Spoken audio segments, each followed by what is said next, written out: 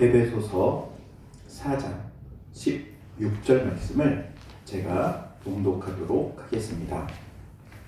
그에게서 온 몸이 각 마디를 통하여 도움을 받음으로 연결되고 결합되어 각 지체의 분량대로 역사하여 그 몸을 자라게 하며 사랑 안에서 스스로 세우느니라. 아멘. 이것은 우리 주님의 말씀입니다. 오늘 날씨가 참 추워졌네요. 막 눈도 막 엄청나게 막 쌓이지는 않아도 그래도 많이 오긴 하네요. 작년 이맘때에도 이렇게 눈이 많이 왔었는데 기억하십니까? 저는 기억나요. 오늘 저희 집사람하고 작년 2월 17일 얘기를 했어요.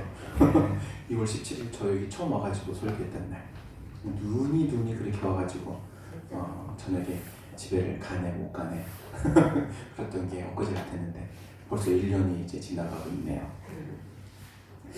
1년을 돌아보면 참 감사한 일뿐입니다. 하나님께서 우리 가운데, 우리 당인교회 가운데, 우리 공동체 가운데 은혜를 더해주시고 축복해주시고 그래서 이렇게 모여서 함께 예배할 수 있고 할렐루야. 아멘. 하나님께서는요 교회라는 공동체에 참 관심이 많으세요. 예수 믿는 나 물론 하나님께서 각기 한 사람 한 사람을 집중해서 보시죠. 그런데 그 사람 한 사람이 모이면 성도잖아요. 그리고 그 성도가 바로 곧 교회인데 이 교회를 향한 하나님의 사랑.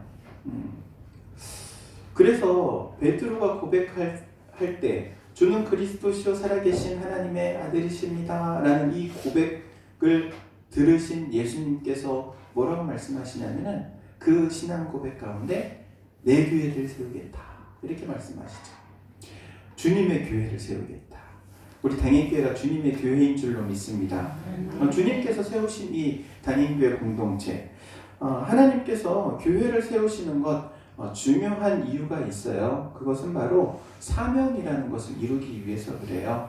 소명으로 우리를 부르셨고 그리고 사명을 주셔서 이제는 교회로서의 역할을 감당하게 하시는데 그래서 교회를 가리켜서 사명 공동체다.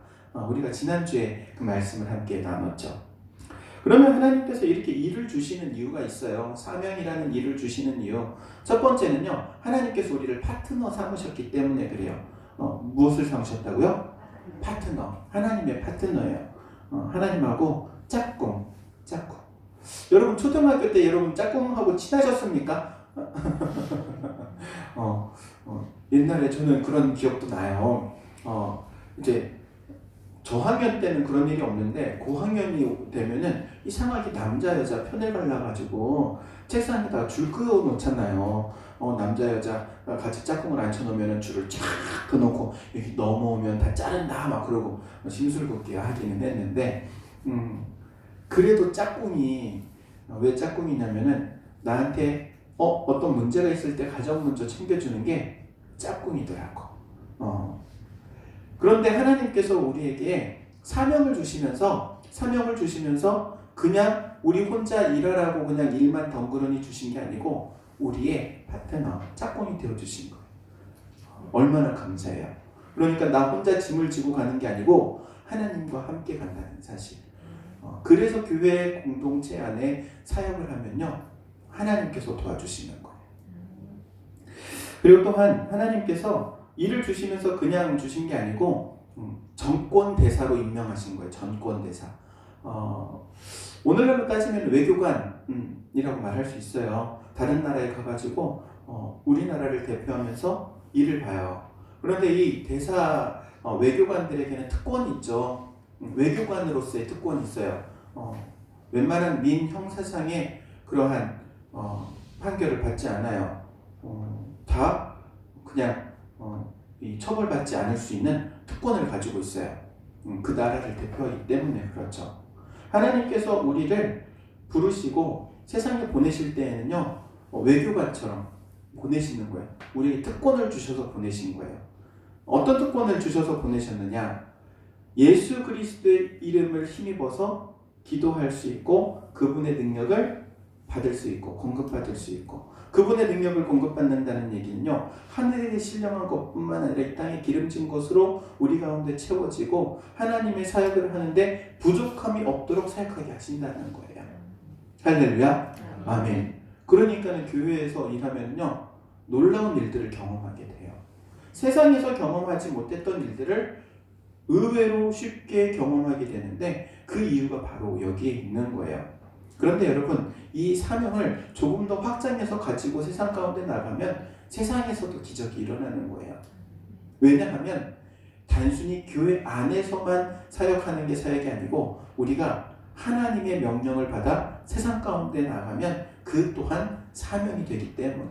할렐루야. 아멘. 그렇기 때문에 우리는 항상 어떤 상황 가운데서도 이 사명을 붙들어야 할 줄로 믿습니다. 그런데 그런 분들도 있어요. 그런데 저는 저에게 주신 사명이 뭔지 잘 모르겠어요. 사명이 뭔지 모르겠어요. 목사님은 그래도 목회한다는 사명이 있잖아요. 근데 저는 제 사명이 뭔지 잘 모르겠어요. 이런 분들도 있어요. 여러분, 사명을 발견하기 위해서는요, 하나님의 음성을 먼저 들어야 해요. 이게 최고의 원칙이에요. 제1원칙이라고 말할 수 있어요. 하나님의 음성을 듣지 못하면은 내가 무엇을 해야 하는지, 어디로 가야 하는지 방향도 찾지 못하고 갈팡질팡 할 수가 있어요. 그래서 우리는 항상 하나님의 음성을 듣기 위해서 하나님께 집중해야 하고, 그 말씀 가운데 하나님의 음성을, 하나님의 뜻을 깨닫기 위해서 분별해야 하는 것이죠. 그리고 또 다른 방법이 있어요. 다른 방법은 여러 가지 사역의 현장에서 섬기다 보면 그냥 알게 돼요. 깨닫게 돼요. 사역을 하다 보면 하면서 깨닫게 되는 거예요. 야, 이게 하나님께서 내게 이거 하라고 주신 거구나. 이거 경험해 본 사람은 알아요. 꿀을 먹어본 사람은 이게 꿀맛이다 그러면 다 알아들어요. 근데 꿀이 무슨 맛이야 그러면 설명할 길이 없네. 꿀맛이 무슨 맛이에요? 꿀맛이지. 우린 알아. 근데요, 사명도 마찬가지라는 거예요. 하나님께서 부여하신 사명을 어떻게 알 수 있느냐? 내가 섬기다 보면은 이게 하나님께서 내게 주신 거구나 깨닫는 거예요. 그래서 항상 섬기는 자리에, 섬길 때에 정신 차리고 섬겨야 되는 거야. 그러면은 알 수 있어요. 이게 나에게 하나님께서 부여하신 사명이구나 라는 사실을. 뿐만 아니라 사역을 하면서 그 사역을 통해서 열매를 맺게 돼요. 하나님께서 부여하신 사명을 감당하면요, 반드시 열매를 맺게 된다는 원칙이 있어요. 그래서 그 열매를 누가 보냐면은 옆에 있는 성도들이 봐요. 그러면서 야, 우리 집사님은 저 사명이 있구나. 우리 권사님은 저 사명이 있구나. 알게 되는 거예요. 뭘 보고? 열매를 보고. 여러분, 사명을 감당하면 반드시 열매가 있습니다. 그리고 하나님께서 사명자에게 주신 원칙이며 동시에 축복이기도 해요.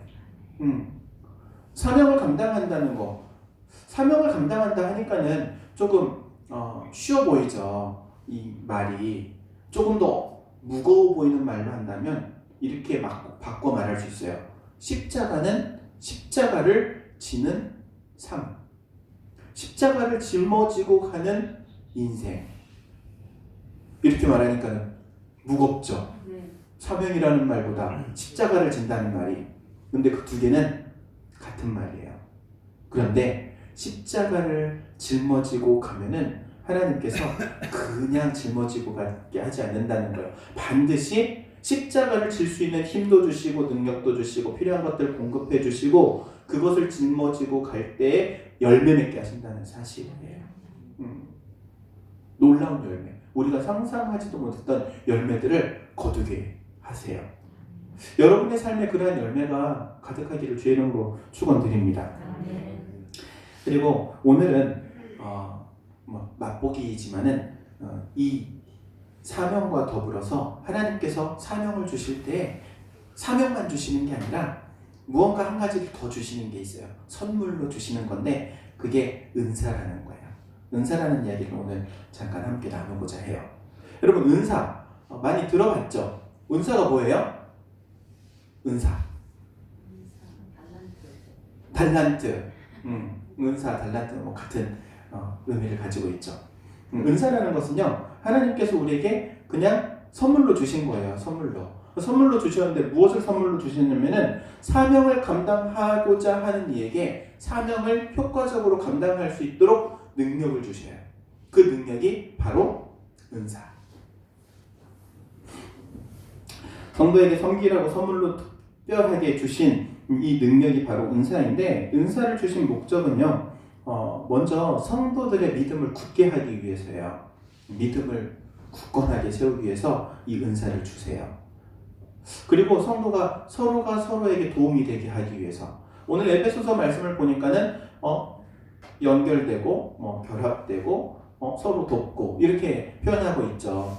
성도들은요, 함께 서로 도와가는 역할을 함께 감당해요. 그런데 그것을 감당하게 하기 위해서 은사를 주시는 거예요. 나의 부족한 것들이 은사를 통해서 그 부족함이 해결되고요. 그리고 나만의 부족함이 아니라 우리 공동체 안의 부족함이 나를 통해서 해결되고요. 그리고 또한 이 은사는요, 복음을 전하기 위해서 주신 거예요. 복음 전하기 위해서. 그러니까는 은사를 받은 사람은 항상 마음의 중심을 세워야 되는 게 있는데, 그게 뭐냐면은 어떻게 하면 복음을 전할까? 다른 말로 한다면 어떻게 하면 영혼을 구원할까? 라는 이 가장 큰 명제를 가지고 살아야 하는 거예요. 그리고 또한 교회를 온전히 세워가기 위해서예요. 교회를 위해서. 은사를 이렇게 주시는데요. 은사는 섬기기 위해서 섬기라고 주신 거라고 말씀드렸어요. 그런데 어떻게 섬기냐면 효율적으로 섬기라고 주신 거예요. 효율적으로. 제가 여기 와가지고 이제 밭농사를 짓는 걸 이렇게 보면서 참 재미난 것을 깨달았어요. 뭐냐면은 밭농사를 짓는데 그렇게 많은 기구들이 필요한지 몰랐어요. 호미부터 꽃갱이도 있고 이렇게 뭐라고 하죠? 꼭 포크같이 생긴 애들 이런 것도 있고 지난주에 도라지 캐는 데 가서 이제 봤는데 포크로 캐더라고요. 포크같이 생긴 걸로, 포크가 아니고 포크같이 생긴 걸로 도라지를 캐더라고요. 삽 가지고 도라지 캐면은 도라지가 다 망가지니까 딱 필요한 데에 필요한 기구가 있더라고요. 김 맬 때는 조그마한 호미 가지고 김을 매야지 삽 가지고는 김을 맬 수가 없고 작풀들, 큰 풀들을 치기 위해서는 낫으로 쳐야지 호미로도 칠 수 없는 거. 꼭 필요한 때에 필요한 도구가 있더라고요. 그런데 하나님께서 교회를 위해서 주시는 게 은사가 바로 이와 같은 거예요. 필요한 자리에 필요한 일을 하기 위해서 필요한 능력을 주시는데 효율적으로. 구덩이 하나를 파는데 만약에 여러분 가로 1m, 세로 1m, 깊이 1m짜리 구덩이를 판다고 한번 생각해 보세요. 그리고 각기 세 사람에게, 한 사람에게는 맨손으로 파봐, 한 사람에게는 삽을 주고 삽으로 파봐, 한 사람에게는 포크레인으로 파봐. 그러면은 어떻게 될까요? 맨손으로 파는 사람은 그 땅을 절대 팔 수 없죠. 삽 가지고 파는 사람은 아마 그날 한두 시간 정도는 최소한 땅을 파야 될 거예요. 포크레인 가지고 있는 사람은 한 번 파면 1m, 1m 그냥 한 번에 끝나죠. 하나님께서 은사를 주신다는 것은요, 일의 효율을 위해서 주시는 거예요. 그러니까는 지금 우리는 빈손이에요. 맨손이에요. 땅을 파야 돼요. 그런데 하나님께서 딱 보시고 그 땅을 파야 되니까는 장비를 주시는 거예요. 어떤 장비를 주시느냐? 삽도 주시고 곡괭이도 주시고, 야 기분이다, 포크레인도 주시고. 그렇게 장비로 효율적으로 일하는데 바로 그와 같은 게 은사라는 거예요. 그러니까는 은사를 받은 사람은요, 중요한 한 가지 사실, 일을 안 하면 안 돼. 왜냐면 그 사람이 안 하면은 일이 진척이 안 되기 때문에. 남들은 다 지금 맨손으로 있는데 그 사람 한 사람만 지금 포크레인 운영하고 있어. 그 사람이 와서 한 번 하면 끝날 거를 100명이 달라붙어가지고 맨손 가지고 어떻게 땅을 팔겠어요? 그쵸? 하나님께서 은사를 주시는 것은요, 그런 이유가 있는 거예요. 그 사람을 통해서 일하게 하기 위해서. 그러니까 은사자는요, 자랑할 게 없어. 은사자는 항상 기억해야 될 게, 내가 받은 은사를 어떻게 활용하고, 어떻게 사용하고, 어떻게 섬길 것인가, 이거 가지고 고민해야 하는 거예요. 성경에 언급된 은사들, 대표적인 은사들이 참 많이 있는데 몇 가지만 한번 얘기해 보도록 하겠습니다. 첫 번째로 보통 은사 그러면 여러분 딱 생각나는 게 어떤 은사가 있어요? 은사 그럼 한번 딱 생각나는 거. 보통 우리나라는 세계 은사를 최고의 은사라고 그러죠. 세계 뭐예요? 신유은사, 방언, 예언. 순서는 다를 수도 있어요. 방언, 예언, 신유라고 할 수도 있고, 예언, 방언, 신유를 할 수도 있고. 어쨌든 이 세 가지 은사 중에 최고다. 근데 은사 중에 최고 그런 거는 없어요. 요거는 이제 나중에 설명을 해드릴 건데, 어쨌든 여기 은사 중에 이 세 가지는 한번 얘기하고 가도록 하겠습니다. 예언이라는 은사. 예언이 어떤 것을 예언이라고 합니까? 많은 사람들은 예언 그러면은 앞으로 미래에 일어날 어떤 일들을 예지하는 것을 예언이라고 생각해요. 물론 그런 부분도 있기는 해요. 성경에 선지자들이 예언을 할 때 앞으로 발생할 어떤 사건에 대해서 얘기하기도 해요. 그런데 그게 원래 주류는 아니에요. 그거를 말하고자 함이 아니에요. 예언의 원래 의미는 이 예자가 맡길 예라고 해가지고 말씀은 하나님께서 하나님의 말씀을 맡겼다는 거예요. 그래서 예언은 하나님의 말씀을 선포하는 게 예언이에요. 오늘날 이 교회의 예언은 무엇일까요? 바로 설교를 의미할 수 있어요. 혹은 가르침을 의미할 수 있어요. 이 예언이에요. 그런데 이 예언이 은사래요. 은사. 여러분 설교하는 게 은사래요. 설교가 은사. 저 100% 공감해요. 왜냐하면 똑같은 설교를 하는데도 어떤 사람이 설교하면 하나님이 나를 사랑하는 마음이 확실하게 느껴지죠. 왜? 하나님께서 사랑하는 자에게 뭐를 주시기 때문에? 잠을 주시기 때문에. 그래서 저 목사님 설교할 때는 항상 내가 잠이 가득해져. 하나님의 사랑을 충만하게 느낄 수 있어. 설교에 은사가 있나? 그러면 물론 여러분 웃으라고 드린 말씀인데 설교가 은사예요. 은사. 잘한다 못한다로 말하기는 좀 그렇고 그 설교를 통해서 하나님의 음성을 듣느냐 듣지 못하느냐. 그러니까 설교를 언어적으로 잘한다고 해서 설교를 잘한다 이게 아니에요.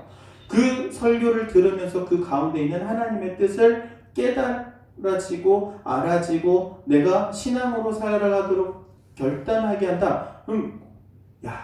그게 설교의 은사가 있는 거예요.